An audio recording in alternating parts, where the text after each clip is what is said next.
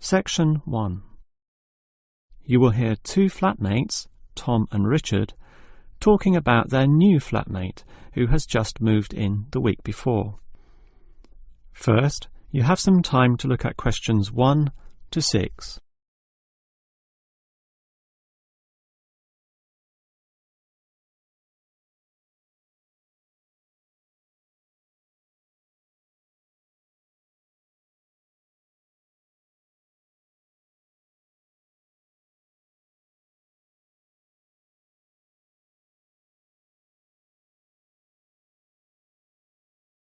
You will see that there is an example that has been done for you. On this occasion only, the conversation relating to this will be played first. Hi, Richard. I'm glad I caught you here. Can I just talk to you about something? Our new flatmate, Anders, is not quite what I had hoped. I was wondering if you shared my concerns about some of his behaviour. The new tenant's name is Anders, so Anders has been written in the space. Now we shall begin. You should answer the questions as you listen, because you will not hear the recording a second time. Now listen carefully and answer questions 1 to 6. Hi, Richard. I'm glad I caught you here. Can I just talk to you about something? Our new flatmate, Anders, is not quite what I had hoped. I was wondering if you shared my concerns about some of his behaviour. Yes, Tom, I know what you mean, but we can't be entirely negative. He has good points. I mean, at least he's quiet. He doesn't play loud music all night or bother others or turn his TV up, disturbing everyone.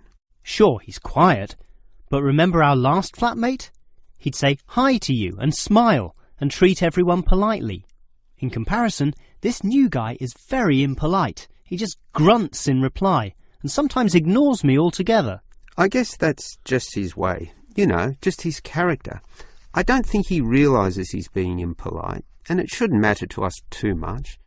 We can just ignore him too and quietly live our own lives. But his friends are hard to ignore when they visit. I know what you mean, but how often does that happen? I rarely see them, maybe once or twice a month. If they came more often, it might be a problem, but as it is, such rare visits don't matter so much. Wouldn't you say so? Well, I'm not sure, since it's very obvious when they're here because of all the cigarette smoke in the house. It stinks up the place, and you know we don't allow smoking on the premises. Well, I've never seen them doing this. Maybe they do it outside. Perhaps we can talk to Anders about it.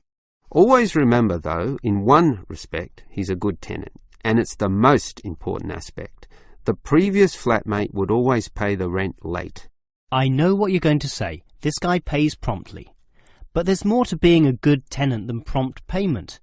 I mean, you need to turn off the TV, clean up your dishes, dress respectably, be polite, and so on. I guess what I'm saying is that basically you need to cooperate with the others, and this new guy fails significantly in this respect. Okay, I suppose you have a point there. Before you hear the rest of the conversation, you have some time to look at questions 7 to 10.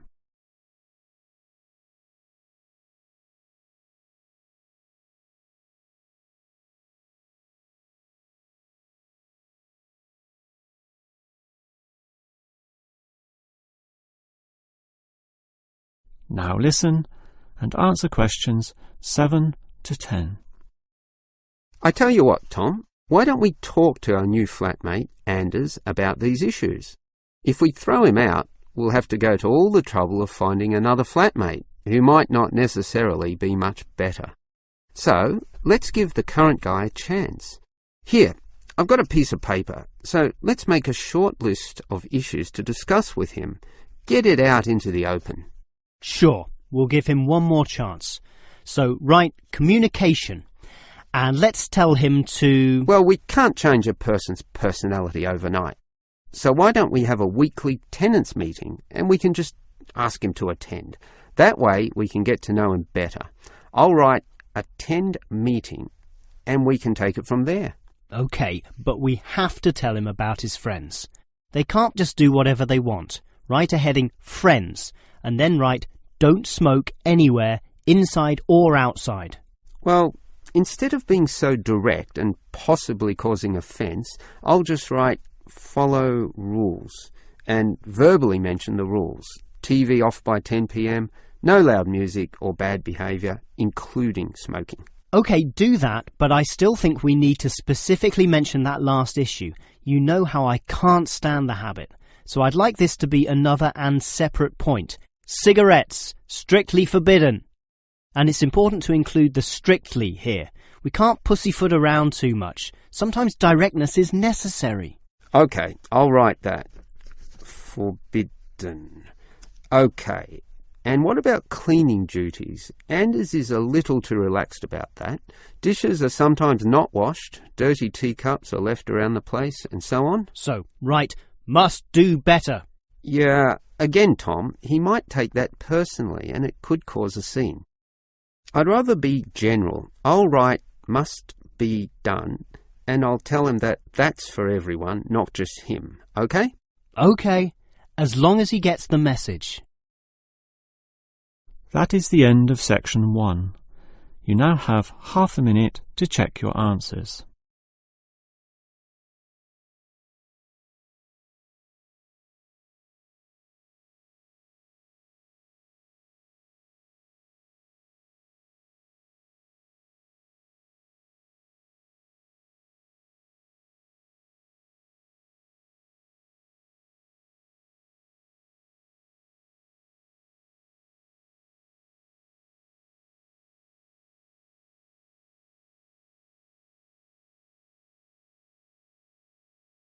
Now turn to section 2.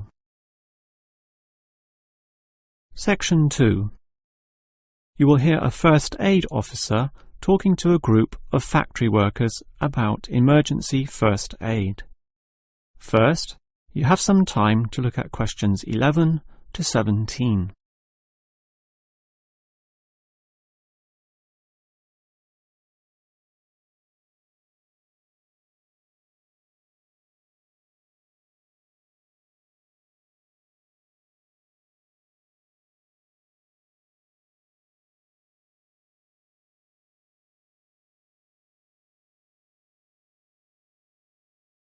Now listen carefully and answer questions 11 to 17. Hello everyone. Now you know why I'm here. You all work in a factory, and in this environment there always remains a significant possibility of accidents happening, in which case first aid will be necessary. What is first aid? It is the provision of emergency on-site care when an injury occurs, and it is essential for everyone to know, if only simply, the steps which must be followed. There are, of course, minor injuries which may happen, not needing further medical care beyond the intervention of the first aider, but you can never be sure. Thus, the following steps must always be followed. These can be abbreviated to the words Dr. A, B, C. In other words, D, R, A, B, C. The D stands for danger, and that's the first issue to keep in mind. When an accident happens, immediately ascertain that the environment is safe.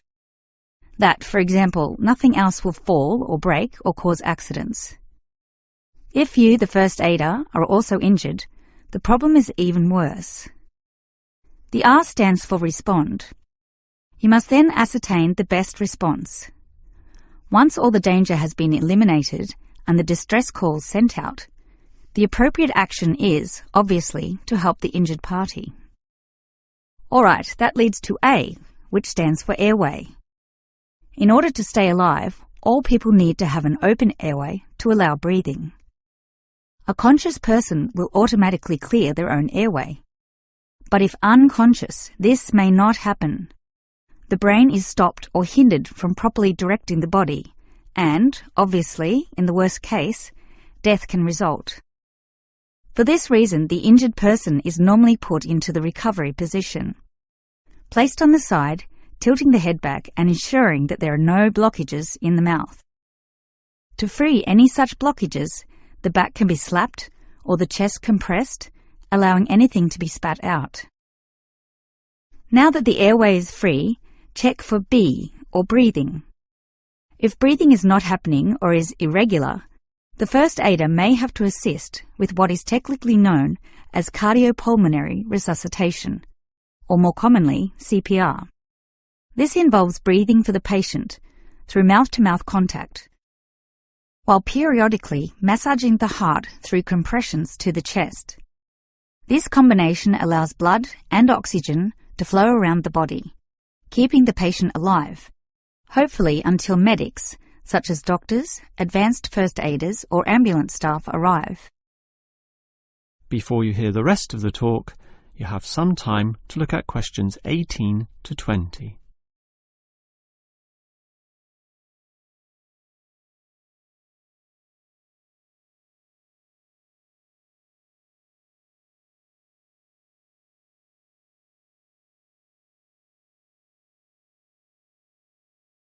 Now listen and answer questions 18 to 20. Now, it's certainly good to have knowledge of emergency first aid, but, obviously, the best situation is simply not to have accidents occur in the first place. For that, you need to be aware of safety issues, but just saying "be aware" does not usually achieve much. It is more important to have an appointed person whose job is to ensure awareness and work safety. Safety inspections would obviously be part of their job, whereby they can make sure, for example, that the first aid boxes are fully equipped. Another idea is to put posters on the walls, but, interestingly, research has proven that these tend to be ignored, becoming just part of the wallpaper, seen but not put into practice. It is much better if everyone is just instilled to not be reckless, that is, to not rush into situations without thinking about the possibility of accidents. And instilling this mindset is part of the job of the safety officer. Some other suggestions are ongoing first aid training and no accident reward or star systems. These have had some success, but nothing beats a regular meeting, say once a month, in which the subject of safety is brought to the attention of everyone, and any outstanding issues related to this are thoroughly discussed. That is the end of section 2. You now have half a minute to check your answers.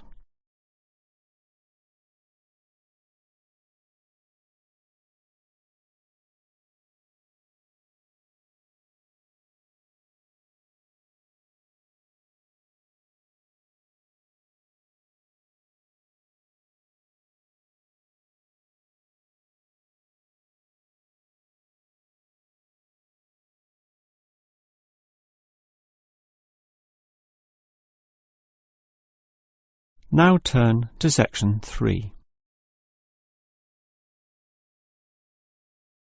Section 3.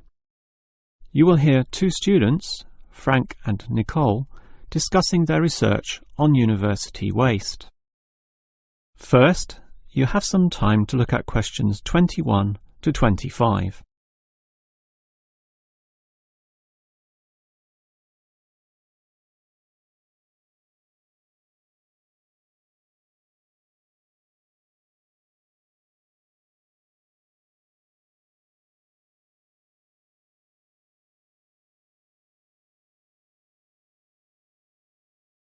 Now listen carefully and answer questions 21 to 25.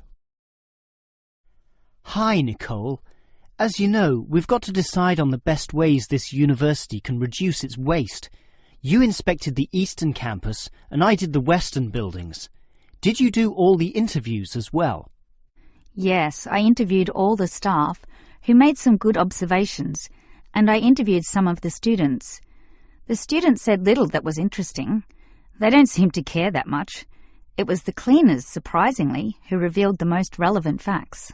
That's not surprising to me. They empty all the bins, so they see the waste firsthand, whereas the staff just throw things away without thinking. What item was most commonly disposed of? Well, it really depended on where I interviewed. In the cafeteria precinct, obviously paper plates and cups were thrown away all over the place. There was almost no attempt at recycling.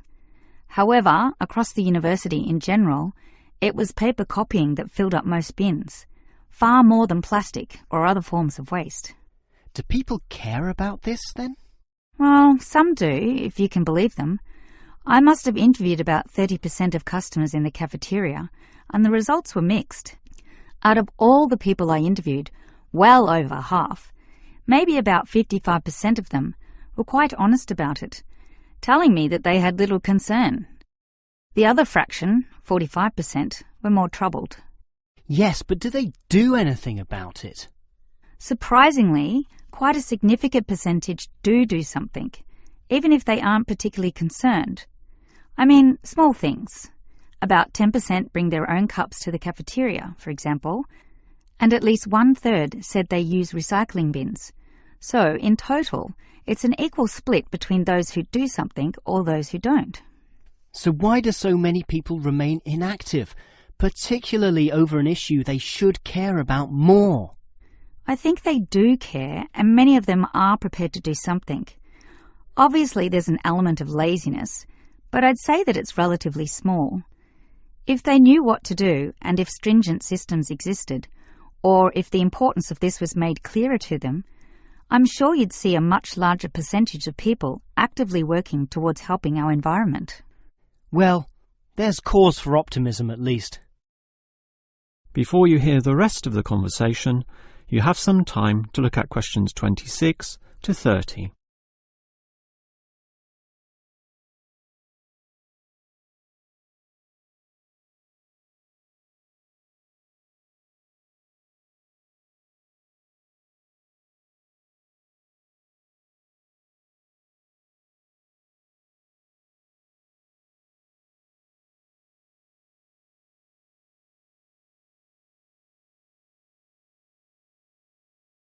Now listen and answer questions 26 to 30.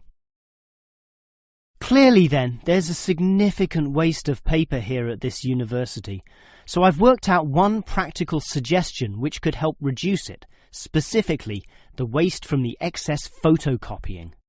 Let me hear it then. Obviously, for a start, we've got to ensure that people, including the staff, without exception, copy both sides of a page. We can't tolerate single-sided copying. It's just far too wasteful. Absolutely. Just more trees being chopped down. But as people are doing copying, there may be adjustments and practice copying, producing single-sided copies or blank pages not wanted and not intended for use. These need to be deposited into a tray for intended recycling. You know, for recopying onto the blank side of the page. But people don't usually do that. I'm afraid it's just human nature. No matter how unimportant the copying is, they prefer to use fresh paper. Yeah, I agree with you, which is why you need to display these papers right in front of everyone with a clear sign, "Please reuse," to make it easy for them to do so.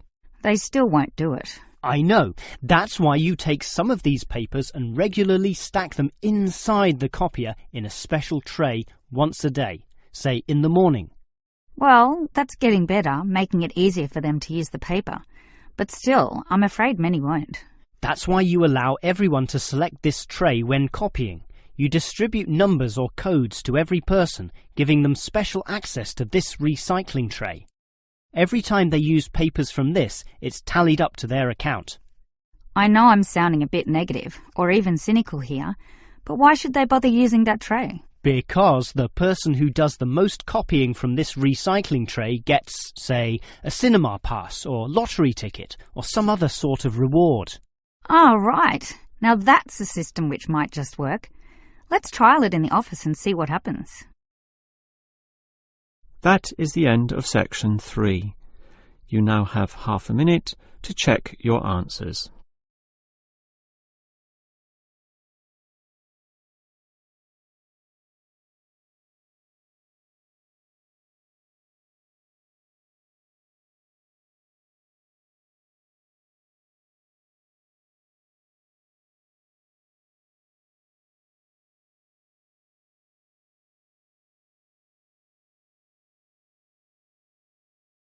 Now turn to section 4.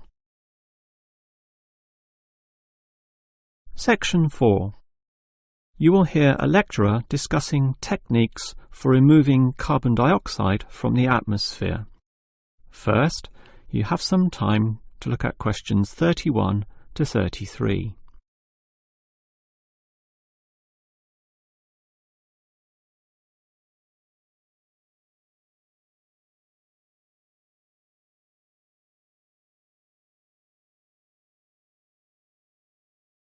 Now listen carefully and answer questions 31 to 33. We all know about the role of carbon dioxide in causing global warming. Obviously, society needs to reduce the release of carbon dioxide, otherwise known as CO2. This gas comes from the burning of fossil fuels, such as coal and oil, and it is virtually impossible for society to prevent or even limit such activity.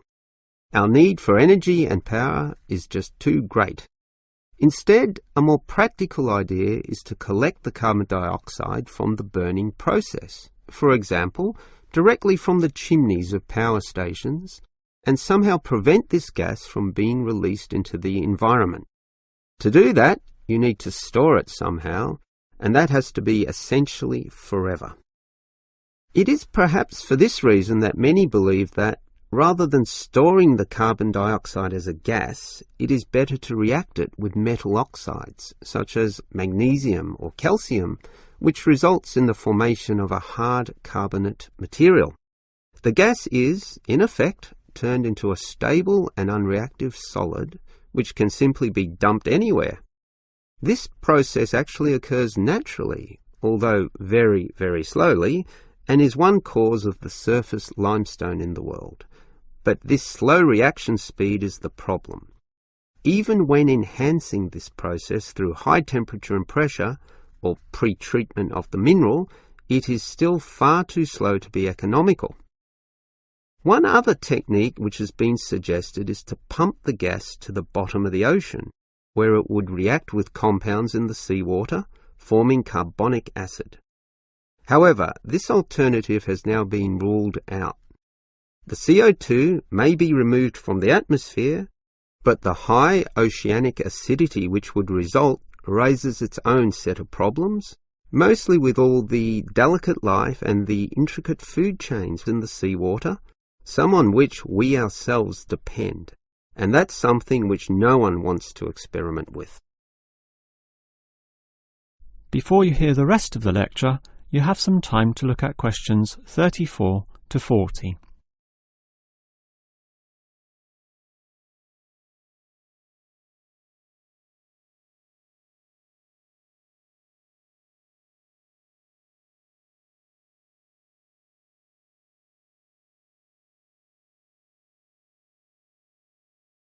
Now listen and answer questions 34 to 40. Perhaps because of the lack of alternatives, the most commonly discussed solution to the problem of disposing of carbon dioxide is to pump the gas underground, a technique known as geosequestration. In this system, the CO2, for example, could be pumped into underground pockets within depleted oil wells or disused coal tunnels. This carries, however, three serious disadvantages.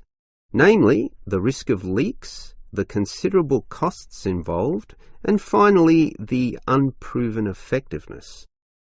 Let us look at those three disadvantages in detail. Firstly, there is the risk of leaks.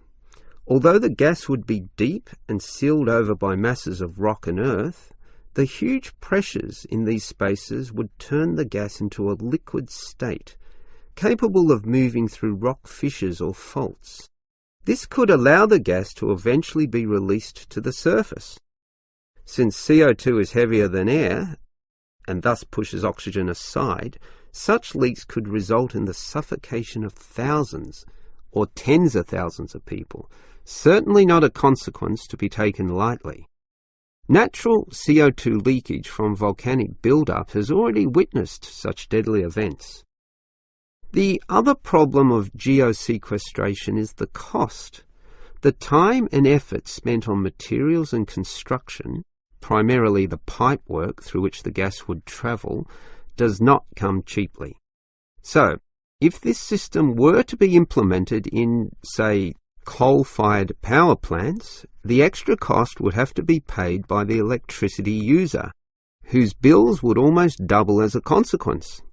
Few people are prepared to pay this much simply to make a small dent on the effects of global warming. And this leads to the final problem. The most basic question is whether geosequestration actually reduces global warming. The problem here is that the energy needed to create and drive the sequestration process would require approximately a quarter of a coal-fired electricity plant's output. In other words, the plant would have to burn 1/4 more of its coal just to account for the sequestration of the carbon dioxide. And with coal producing other noxious pollutants, such as sulfur, ash, and heavy metals, the environment is hardly benefited at all. Nevertheless, there are many active experimental efforts underway, primarily in oil production sites. These are small, but intensively monitored and analysed. All we can say now is that the jury is still out on whether underground carbon storage will one day be feasible. That is the end of section 4. You now have half a minute to check your answers.